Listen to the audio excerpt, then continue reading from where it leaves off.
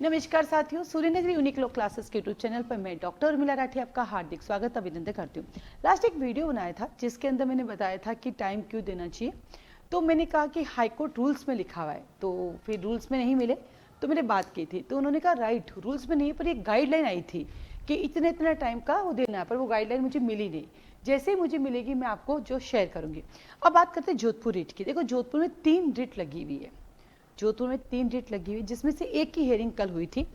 एक की हियरिंग जो है हमारी 8 अगस्त को हुई थी। ठीक है, 8 अगस्त को जो हियरिंग हुई उसमें थोड़ी सी हुई, फिर उन्होंने सामने वालों ने यानी हाई कोर्ट के पैनल एडवोकेट ने जो उन्होंने क्या किया, टाइम मांग लिया मंडे को होगी। अब उसके अंदर क्वेश्चन क्या थे, मुझे किसी ने पूछा किन क्वेश्चन पे लगी। तो ये जो रिट है इसमें 4 क्वेश्चन, बाकी 2 रिट का मुझे नहीं पता, मैं सिर्फ इसका बताऊंगी। ये जो रिट है इसमें 4 क्वेश्चन को लेकर रिट लगी थी। 4 क्वेश्चन कौन कौन से हैं, आ जाइए। पहला आपका आता है इंग्लिश का, दूसरा भी इंग्लिश का। आपको पता वो अपने फादर के साथ रह रही थी, स्टेट हेड स्टेट वाला एक इस पे लगी, एक आपको पता होगा थ्रो वाला, फेल थ्रो वाला उस पे लगी। तो 2 तो इंग्लिश पे लगी है कि फेल थ्रो वाला आंसर सही है, और स्टेट वाला उन्होंने जो चेंज किया है उसके ऊपर लगी उन्होंने, है ना, तो उसको डिलीट किया तो उसके ऊपर लगी। तो 2 तो हमारे इंग्लिश पे लगी हुई है। तीसरा जो इंटरप्रिटेशन का क्वेश्चन था, इंटरप्रिटेशन में उन्होंने जो यूज किया वर्ड वहां पर होमोजेनिन वाला, ये कहीं पर भी नहीं है। ये वजह से उन्होंने पिथ एंड सब्सटेंस वाला कैंसिल किया कि भाई पिथ एंड सब्सटेंस का जो इंग्लिश था वो सही नहीं था, एसेंस वाला। ठीक वैसे ये वर्ड भी कहीं पर भी नहीं है, तो इस पर हमने लगाई। और चौथा जो हमारा है वो आईपीसी का क्वेश्चन था, राप और नहीं सीआरपीसी वाला, जो सीआरपीसी का क्वेश्चन था ट्रायल वाला कि भाई पहले ट्रायल की बाद में वो वापस ट्रायल हो सकती नहीं। वहां पर देखा जाए तो 2 आंसर थे, पहले वाला आंसर था वो सही था, दूसरा वाला भी सही है। यदि आप आधा क्वेश्चन पढ़ो तो उसका आंसर अभी वाला सही है, लेकिन जब आप पूरा क्वेश्चन पढ़ के सेक्शन पढ़ते हो तो लास्ट वाला उसका जो पहले आंसर था वो सही है।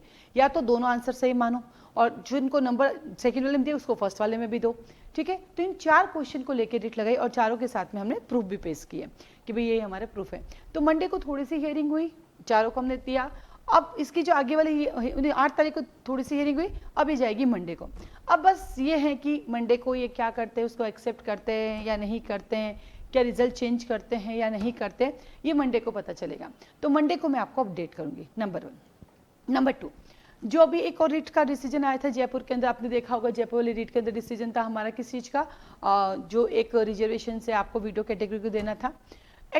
देखा जाए इज अ नेचुरल जस्टिस की हम बात करें तो उनको 45 डेज मिलने चाहिए, 40 to 45 डेज। अब आप कहेंगे कहाँ लिखा हुआ है, हाई कोर्ट जो रूल्स है उसमें नहीं है, लेकिन ऐसी गाइडलाइन आई। चलो मान लो ऐसी गाइडलाइन भी नहीं है, तो पिछले 5 साल से वो 45 डेज को फॉलो करे, ठीक वैसे ही जैसे कि हाई कोर्ट और सुप्रीम कोर्ट के जजेस को अपॉइंट करने के लिए कोई एज लिमिट नहीं है, बट इन्होंने डीम्ड करके अपनी एज के अकॉर्डिंग 45 प्लस होने पर ही वो सेलेक्ट करें।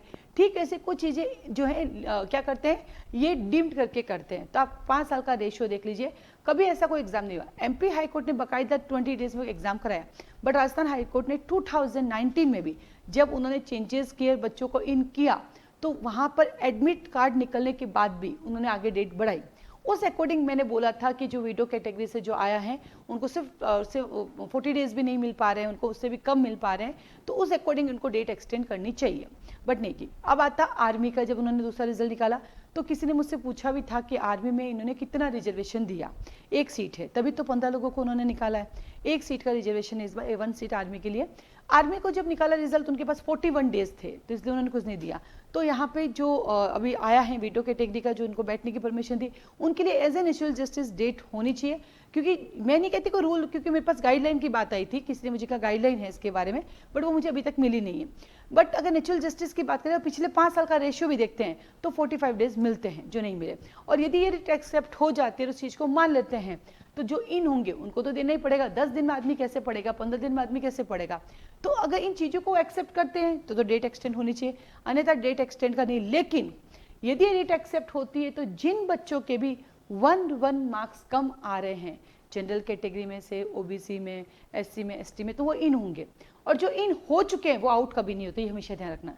जो इन हो गए वो इन हो गए, वो आउट नहीं होंगे, लेकिन नए लोगों को एंट्री दी जा सकती है। तो उम्मीद यही करते हैं मंडे को जो भी अपडेट आएगा मैं आपके सामने फिर से आऊंगी, हाजिर हो जाऊंगी। बट आप पढ़ो, क्योंकि अपडेट होने की चांसेस है, क्योंकि इन चारों क्वेश्चन में ऐसा है कि चांसेस हैं। ठीक है, चलिए, तो आज के लिए धन्यवाद, ऑल द बेस्ट। आप पढ़ते रहिए, जो भी अपडेट आगे आएगा मैं आपको बताती रहूंगी। ठीक है, चलिए।